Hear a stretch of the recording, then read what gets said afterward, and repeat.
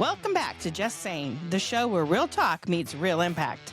Today I'm joined by someone whose life's work is all about shaping minds and nurturing the next generation, author, educator, and advocate Barbara Mojica. With decades of experience as a teacher, administrator, and special education specialist, Barbara has seen firsthand the power of early intervention, the importance of visual learning, and the role that history plays in helping kids become thoughtful, critical thinkers. In our conversation, Barbara opens up about her journey from the classroom to the worlds of publishing, where she now creates educational children's books that aren't just fun to read, they're rich in lessons that can spark meaningful conversations across generations. We'll talk about her transition to writing, why quality literature matters more than ever, and how her book aims to leave a legacy of curiosity and wisdom. So whether you're a parent or teacher or just someone who believes that kids deserve better stories, this episode's for you. Let's get into it. Hey, friends. So she taught thousands of children, led schools, and written 17 award-winning books. And now she's sharing her wisdom with us today. Welcome, Barbara Mojica.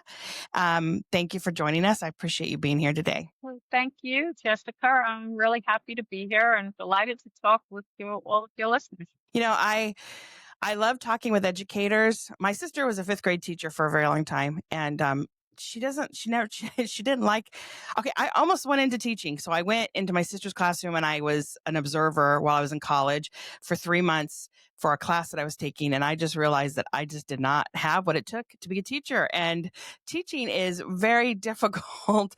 Being in the education realm is hard. I started a preschool instead, and I love that age group because they don't talk back as much.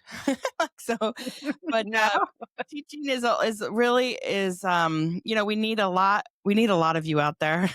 So you taught for like what, 40 years? You had a 40-year career? I taught for 40 years in total. I started out in general ed, and I started out coincidentally with a fifth grade classroom.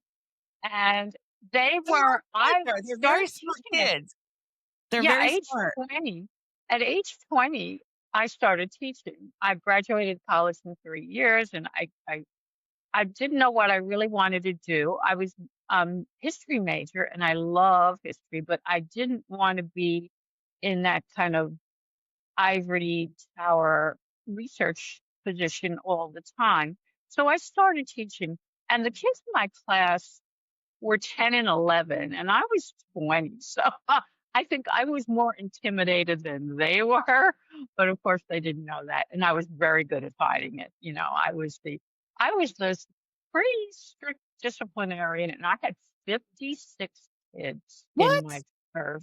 It was a So private what, school, do you mind telling me what state you're from? New York. New York. Oh, wow.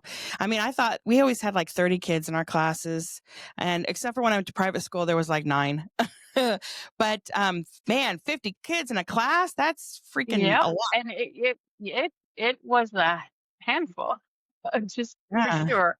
And as time went on, yeah, the numbers got a little smaller, but I had a lot of kids in my class for a lot of years. Um, and I stayed in general ed for over 20 years. And as time went on, I became more and more aware of the fact that the kids' needs weren't being met. And there were so many different learning styles. And I wanted to be able to better reach each child. And I didn't think that I was doing that. And there were so many kids with special needs uh, within that general population. So I went back to school and I took all of my training and certifications over again. And I got a special ed license. And I went to the opposite end of the spectrum. I started to teach special ed preschool. And I had really, really severely impacted kids in those classes. So we're talking about a segregated 10-1-2 classroom with one teacher and 2 assistants and then support therapists. And they were So is it what? Can I teen ask one question? babies, autistic, physical disabilities, everything that you can imagine. Ask you a question real quick. So in New York, because in California, school isn't preschool for all. It's just like, no, there's barely, they do have some programs, but not very many. And a lot of it's all private. So was this a state preschool or was like a regular Well, school this district? was a specifically designated special education preschool. So these kids were Okay. evaluated, and then it was determined that they needed special education services, whether it be just cognitive education or speech or physical therapy or occupational therapy or even psychological services if they had behavioral or emotional What was needs. the age? So the whole What was the age of enlistment? Were the ages, if you don't mind me asking? The age for the preschool was 3 to 5, and then there was another program which I wasn't directly teaching, which was early intervention. Those were 2-year-olds, Because my and then there daughter, was home services for 0. yeah, I mean, I think that this type of program is so important in every community. And if you don't have one in your community, maybe you should see about getting one started. My daughter, she was diagnosed with cerebral palsy at 2.5, and she wasn't meeting her milestones. And I kept like talking to the doctor, like, "Come on, like we need to do an MRI or do something. You had to give me some answers," and he wouldn't. So my mom came in. We went hand in hand into the doctors, and we're like, "You're gonna give her an MRI right now, and you're gonna order it, and we're gonna find out more things." And we did find out through the MRI a lot of stuff, and now and she went to kindergarten, preschool, at the Richardson Center here in Bakersfield, and she did so good. She was only speaking, her speech was not good, and still, she's 15, it's not great. But at the time, she was only saying like one word, and by the time she left, she got there at I think 3, and by the time she left for kindergarten, she was saying like a whole sentence and like with 4 words. And so it really does help putting your kids into, I know a lot of people are like, "Oh, it's just too difficult. My son's got special needs or more special needs, or my daughter's just it would be too difficult." And it's not. It's actually really important to get your kids into a preschool setting. It's so important for the parents to fight because what happened after I taught the preschool for a while, the special needs, uh, I went into administration. I became the director of a special ed preschool. And then I was coordinating the curriculum and doing the training for the whole staff and doing all of the legalese, the paperwork that had to be Mhm. done, I know. proving that you were mandated services. I And owned all one of of those. that is so important. And then the last leg of my career was actually becoming a special ed administrator and working with the city, Mhm. evaluating the kids, and then finding them the services that they need. So I would have to coordinate um, with all the evaluators. Then I would have to go to the special needs schools and find the exact right placement for each child. And I would always encourage the parents to fight because, what happens, these school districts try to get away with as much as possible. And if they don't have the services, they'll try to tell you, oh, well, your child really doesn't need this. Right. But every time that we took a case, to appeal, it would cost the city $10,000 minimum to appeal that. So of course they didn't want to do it, but the parents that stuck with it, were able to get exactly what their kids needed. I had one parent whose child needed a very specific speech program, a speech and language program, and it wasn't available in the city. It was only available outside of the city, on Long Island. And we went through the appeals process. We proved that no other program was going to meet that child's needs. And he actually got the services. They had to bus this child from his home in the city to the school on Long Island every day. But he did get the services that he needed. And by the time he aged out and was ready to go to kindergarten, he was doing fantastic. He was I mean, doing you'll see leaps and bounds with these kids, where because it's hard for parents to, and also kids don't at any age and with any disability, they don't want to listen to their moms or their dads. So having somebody else intervene and teaching them, especially the basic stuff that you need when you get to kindergarten, is so important. I owned one of the largest preschools in Bakersfield. It was a 10,000 square foot building. We held 208 kids. So it's pretty big. And I tried to be inclusive, but there's only so much you can do. I mean, everything was ADA compliant. So if there was wheelchairs or whatever, and I think we had one child in a wheelchair and other kids was because some parents don't want them to be with other kids that are disabled. They want them to be in a normal or Yeah, regular, not normal, because it's all normal to me, but that's a you know, problem too. Yeah. yeah. Yeah. And so, but sometimes those parents don't really understand that the level of care in these type of facilities that you're talking about is so much different. And they really specifically work on the needs of that particular child. And they're not lumped into a whole group of, well, this is what we're doing. And, like, come along, and so my child is still she's very disabled still to this day. And, she'll probably live with me forever, but she's also in a special ed class. And she's not going to graduate with a regular diploma. She's going to graduate with a certificate of completion, which is what they do in Yeah. California Well, in New York, we call that an IEP diploma. and It's a what kind of diploma? IEP? IEP diploma. So IEP is what we call our individual education plan, is what the kids grow up with that have special needs in the school system. They have an IEP to protect their rights and to protect them and to Right. work. Yeah. Well, they To do work. too here, but then that's the way they designate, and they have until 21 Yes. to So she complete will their graduate education. and then she'll have like 4 more years left in the program that they'll allow her to continue to attend, and they will help them try to find a job in the city. And so I told him, I go, teach her how to type, not this finger thing. I want her to learn how to type like a typewriter typing, because if she's going to maybe get a job, hopefully one day, maybe for the city or for the county or something where she might need to do clerical work or something. But I go, they don't teach typing anymore. So teach her to type. And he's like, that is such No, I learned it in school, and boy, it was did so I. helpful because So did it I. helped me get jobs when I was going through Right. college.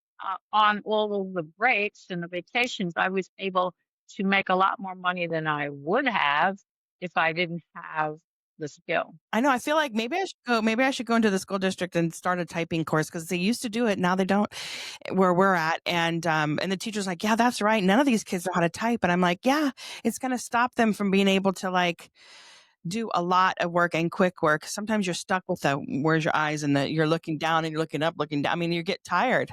So, anyways, I went off total in a whole different direction. So we're gonna reel it back in a little bit here.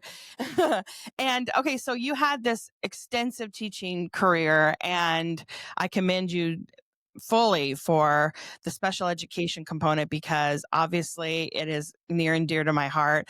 I love her. All my daughter's teachers, I mean, I text them all the time. I love them. Even the bus drivers are freaking cool. So Mhm. anyways, I hold you with some high esteem. So you took that education and your knowledge and you threw it into a children's book, correct? That's what I'm doing now. I'm combining all of my passions. I still do love history, and I live in an area that's full of history. I live in the Hudson Valley, which is history everywhere you turn.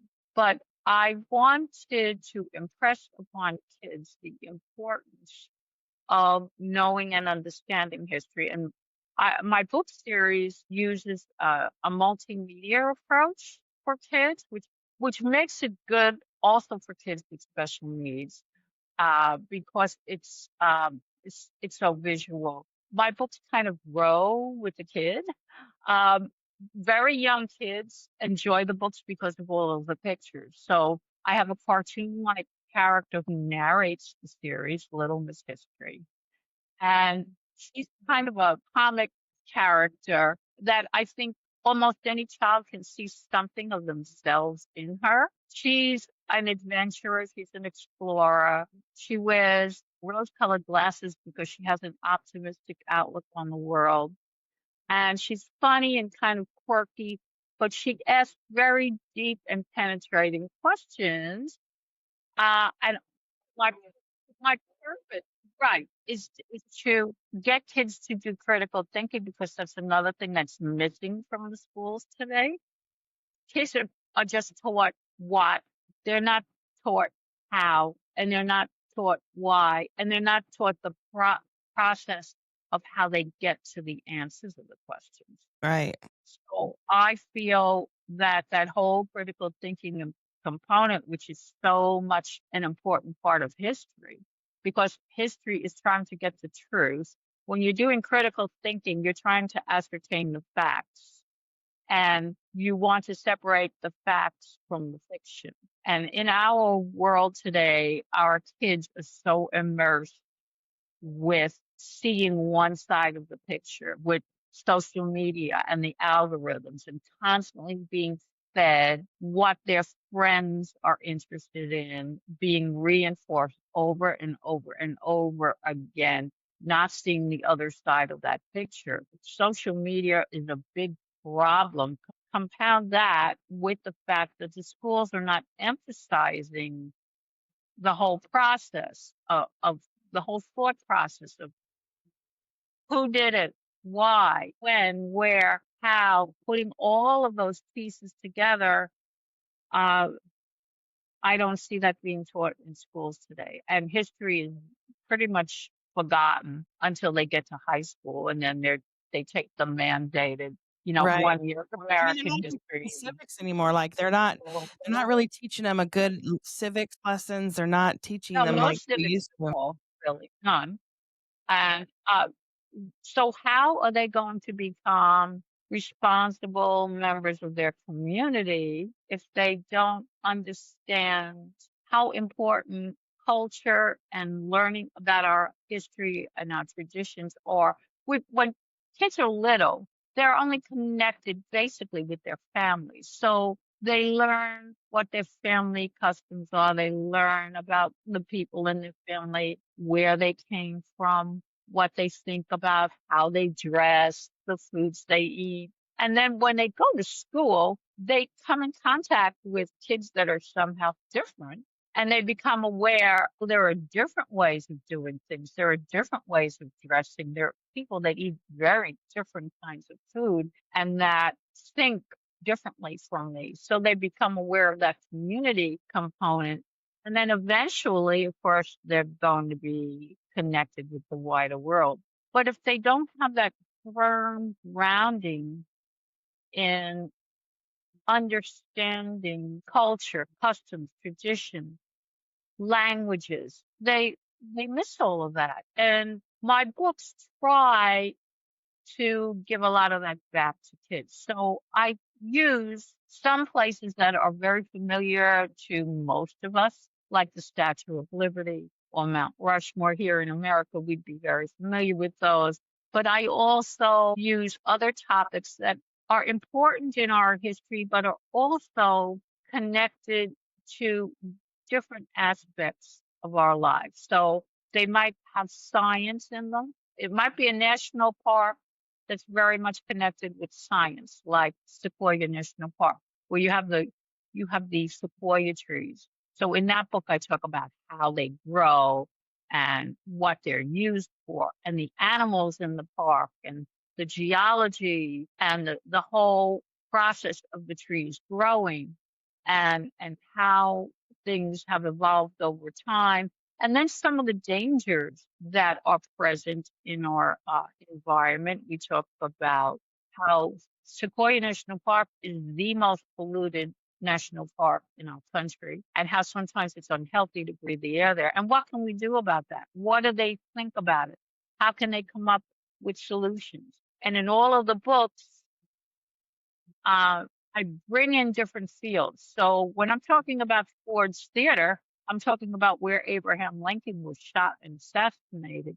But I'm also talking about literature. I'm talking about there's controversy over who actually might have written the Night Before Christmas poem. All of these different interconnections, people that are forgotten in history, like World War II heroes who were never acknowledged Um, Alonzo Swan was part of an African American gunnery group who saved the battleship Iowa from a kamikaze attack, and most of them were killed.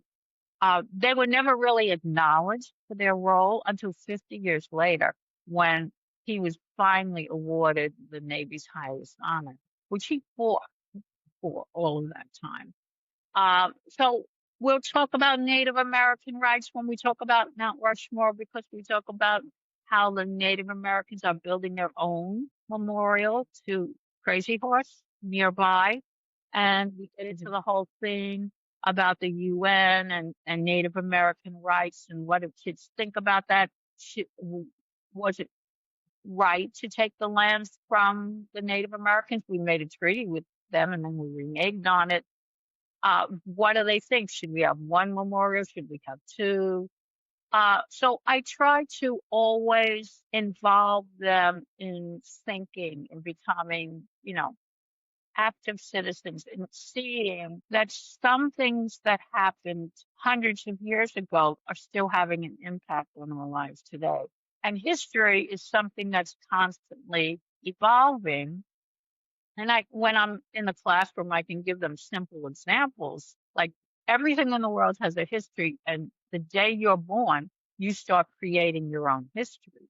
And I'll give them examples of how, when you were a baby, you couldn't sit up. Then you learned how to sit up.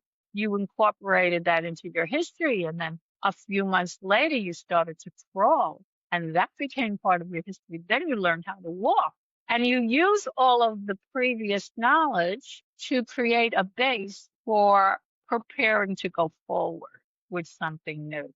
So I want them to understand that history should be seen as something that we learn to understand how we got to where we are today, and then how we can use that to prepare a better plan for the future. Sometimes we have failures, sometimes we have to start all over again, but we can always use that as a foundation. Can I ask you a question? So it sounds like, okay, so you're talking history, but you also have some science in there. Do you kind of sprinkle in a little STEM, science, technology? Well, some of the book I have one on La Brea tar pits, so that one's about fossils. And they visit the La Brea tar pits, and then they go inside to the museum, and they can see the scientists at work actually cleaning the fossils. Not only can they look at the tar pits, but they can see the scientists working today, because it's still an active excavation dig. So they're still you're asking the questions to the kids, like how do we fix this, like with trying to get a solution, which creates a little engineers, when they start to use their minds to figure out a solution for something, they're engineering it in their thoughts, like, okay, this is what we need to do to fix it. They're fixing in there in the museum, they have these miniature canisters with levers on them, and they can actually try to pull it up and see how difficult it was for the animals when they were trapped in the tar, how difficult it would have been to get out of the tar. And then there's a prehistoric garden that they've created. So you can walk through this prehistoric garden with plants that scientists know were growing 40,000 years ago. So it's like being there, actually they can look at the skeletons of the woolly mammoth, and then they can go outside and they can walk in the garden and see and feel as if they were part of that time. So you talk about this place in your book. You create you've incorporated this place into your writing, into your books. Is that what you said? Did I not get that right? I mean, I incorporate all kinds of visuals, because when we go to the sites, we take our own photography. So my husband is the illustrator. My husband's an artist. Sometimes he draws portraits of the people that we're talking about. Sometimes we'll have actual photographs of those people in that setting. Sometimes um, we will have a combination of maps. I have a book about the North Pole. So we have maps of the different areas in the Arctic and flags of the 8 countries that all claim territory in the Arctic. And then we talk a little bit about how the countries have different interests and how they conflict with each other and why they want to be there.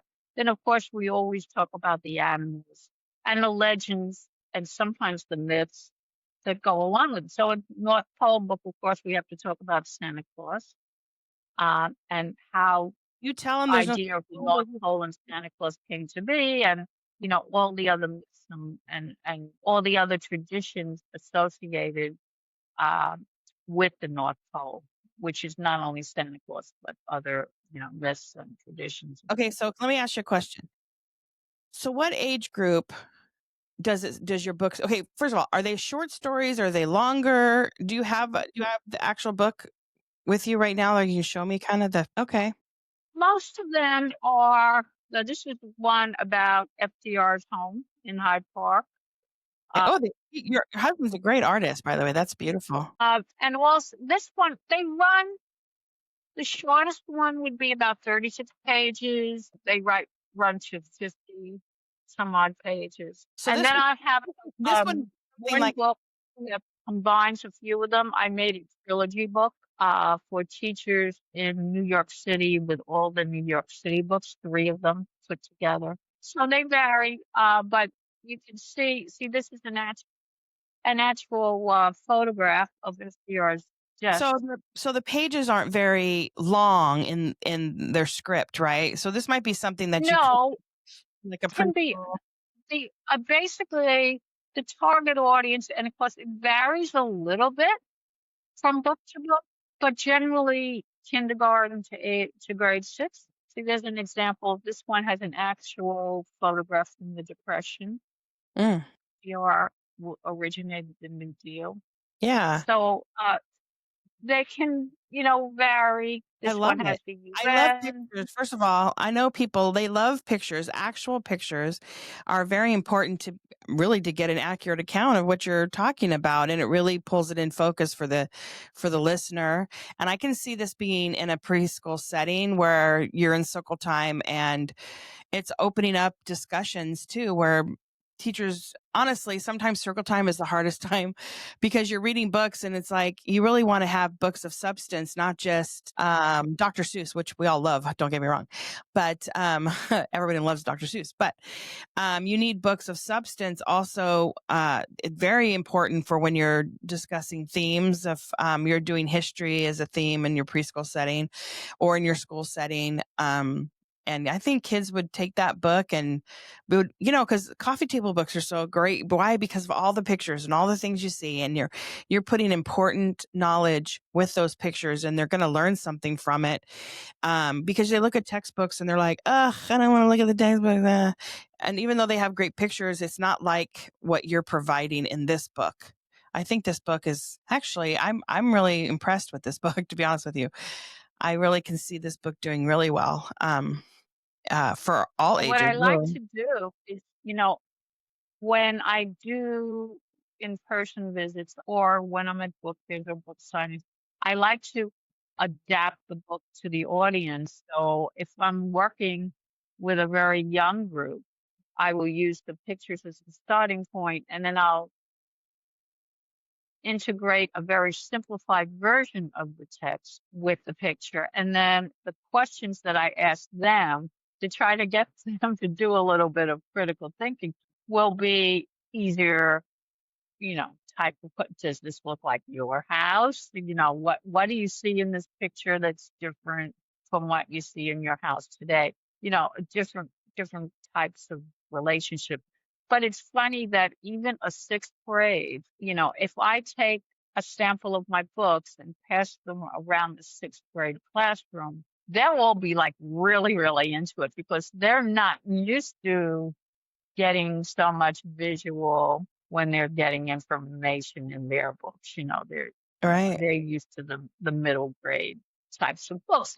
They might have a few black and white pictures, maybe, or maybe no pictures at all, but they really crave that. So many kids are visual learners, Right. uh, or need some kind of visual component to reinforce what they're doing. So even if the kid is a hands-on STEM kind of kid, there are enough of those kinds of activities and pictures within the books to kind of get them seeing themselves getting kind of down and dirty or involved, in whatever we're talking.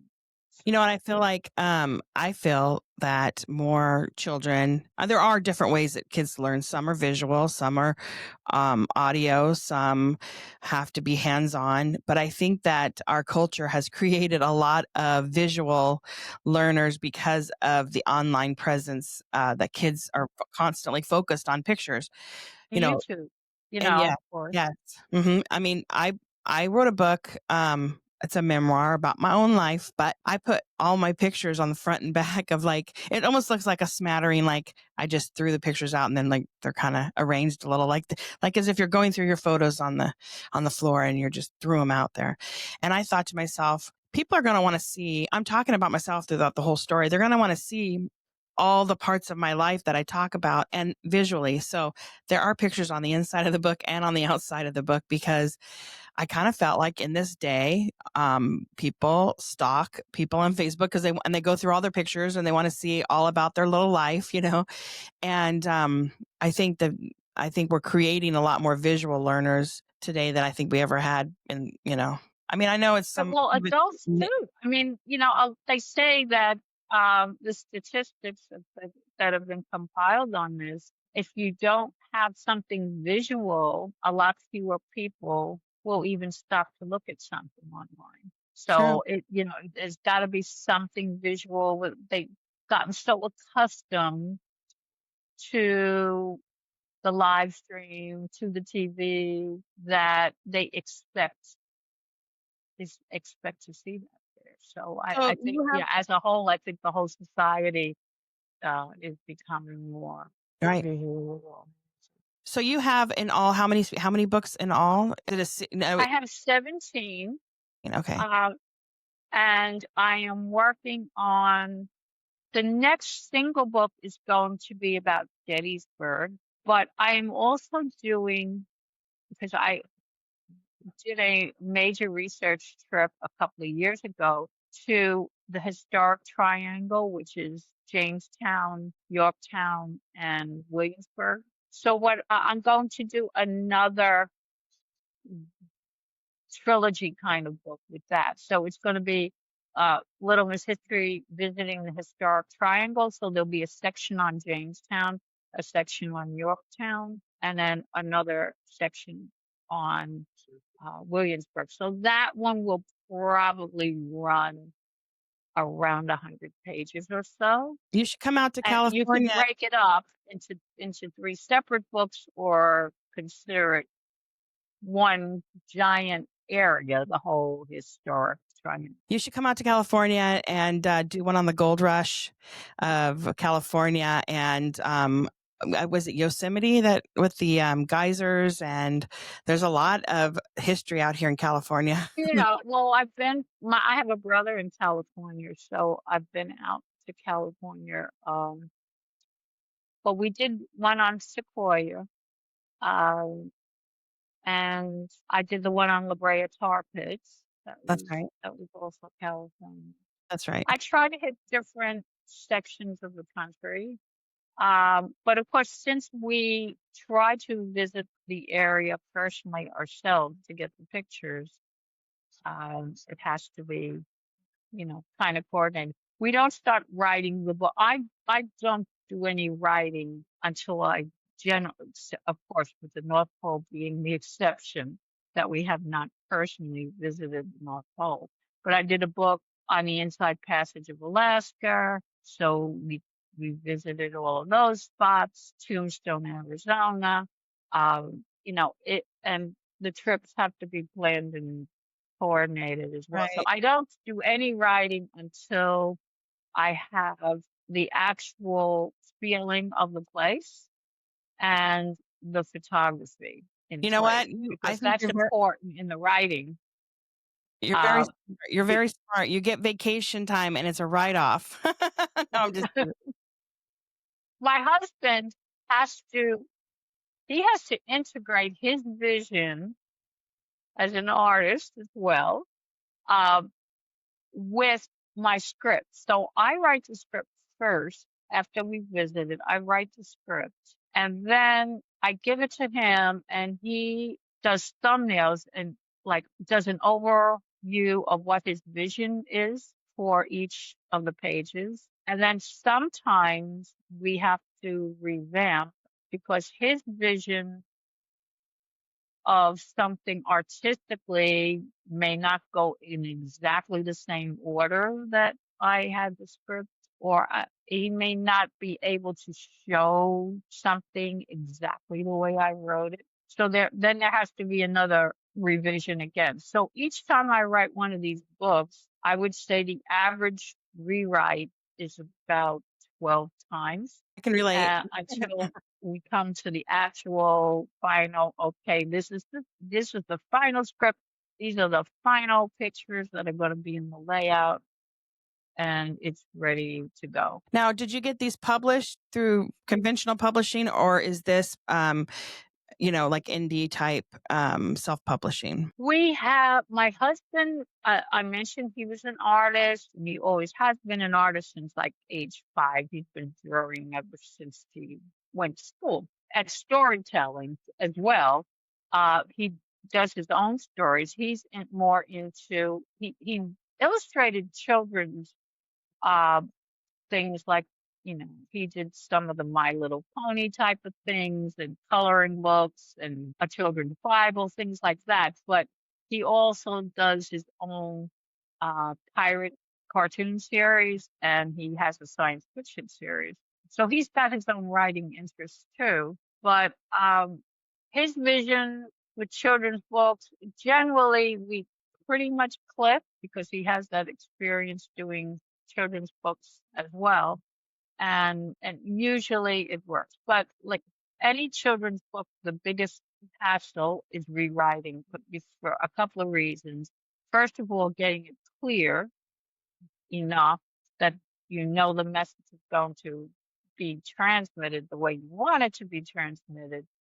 And the other thing is it has to be very concise. And sometimes that's the hardest thing, but there's so much you want to include. And you, So do you publish yourself though? Is that what I'm hearing is that you well, no, because he's had his own writing, he does his own writing. When he was writing, doing comic books, uh, he set up his own publishing company. So we have our own small publishing company and we do everything but the physical printing. So he does the layout, all of the format? graphics, organizing the formatting, and then we do send it to a printer. We don't do. We Right. don't physically print the books, Running the but thing, right? everything, I'm just teasing. yeah, everything else is, you know, with house. So it's a project. Each book is um, really a labor of love. Say that, a labor of love. You know what?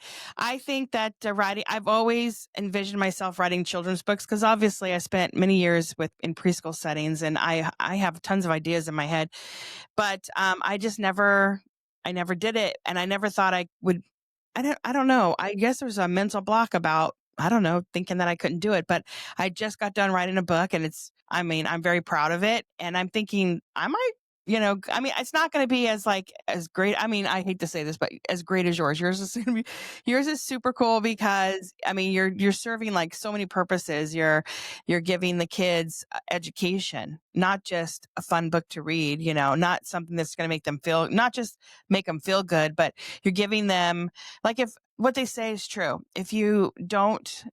Um, if you don't talk about the history, you're doomed to repeat all the errors. I know I'm saying this incorrectly, but you know what I'm saying. It's important that these kids are learning the history of America the and the world, really, because you're not just going to stop with America. I'm sure there's other things, and arts, and like we said, STEM, science, technology, engineering and mathematics. I mean, all of these things are super important for our kids.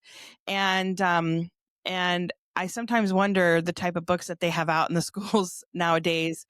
And it's very, Yeah. I mean, I'm not going to go there, but I'm just saying And this is, some parents just love to buy those books. They think, I oh, know it's so cute. But it's not if you're going to read this book once and it's going to be of no value. right. Exactly. My daughter has a collection of books and that all my kids have had, and I've passed them down, but I've always tried to make them like classics. I even have my set of books when I was a little girl, the Ramona the Pest and it's like a 9-book little series of stuff. So, and I passed that And they're down still from, great. They're yeah, just as relevant today. yes, exactly. And so I feel like that's where your book's going to lay, your books, with an S, because I know you have a lot of them. Are going to like okay, so I'm going to post your information on my website, so anybody that is interested in learning more about this, come to my website. All her information will be there, but in the meantime, because right now my website is not up, I'm I'm working with somebody and he's just taking a long time.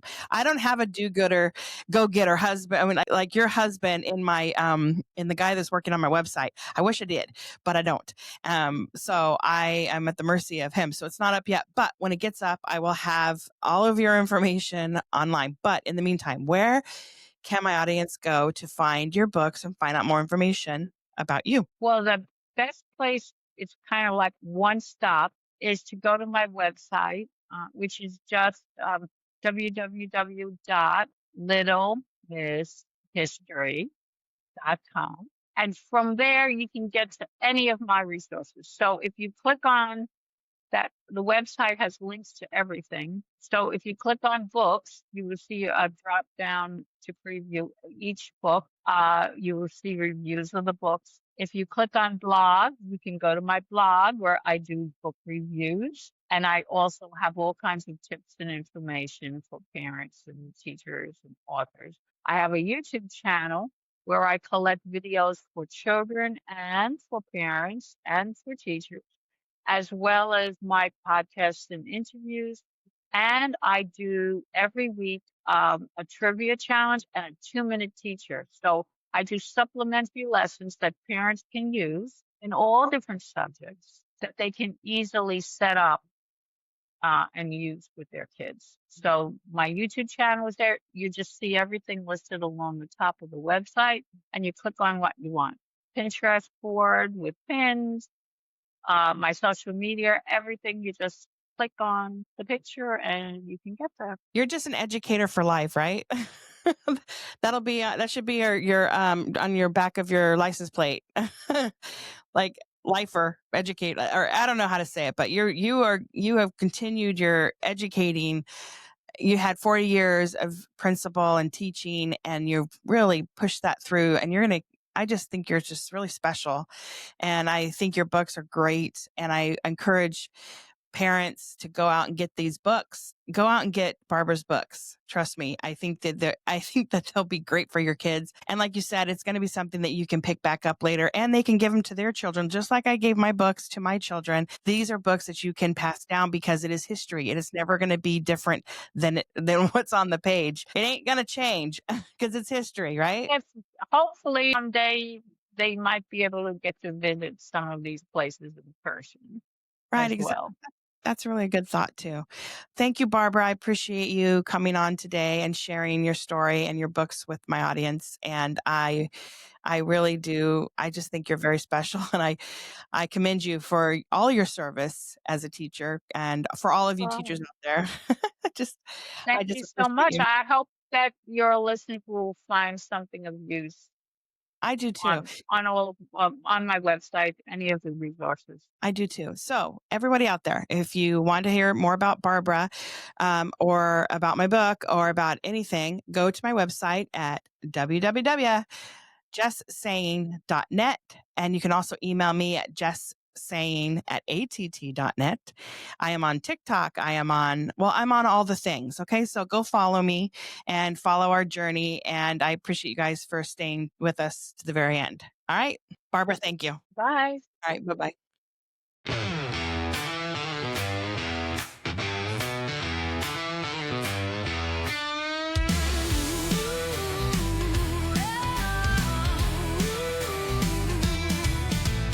Gather around when the sun dips low, talking about the days we used to know. VCR tapes and dial-up tones, raising kids living with achy bones.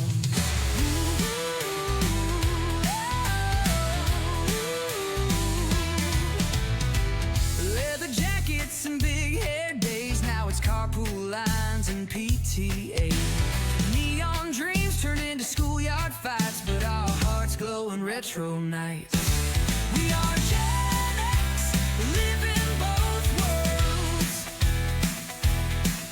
From cassette tapes to a digital world. Parenting now with a nod to the past. The retro love we know will last.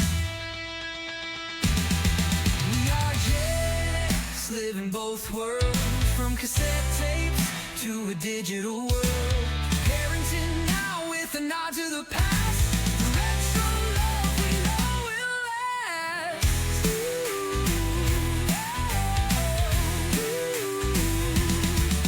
We dance to the beats of the boombox sound. Now bedtime stories echo all around. But deep inside we're the mixtape kings, still fighting life with arcade dreams.